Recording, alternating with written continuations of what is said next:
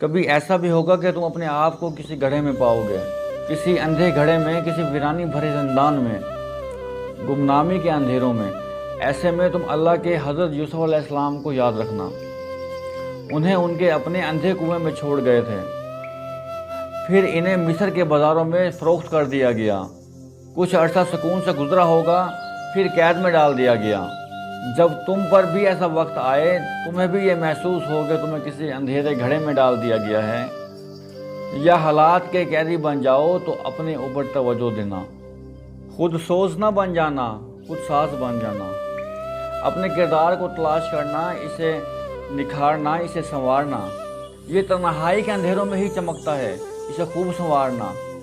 جگر کا پورا زور لگا دینا، اپنے ہنر کو مانجھتے رہنا، رب سے ٹوٹا ہوا راستہ استوار کر لینا، اپنا کام پورا کر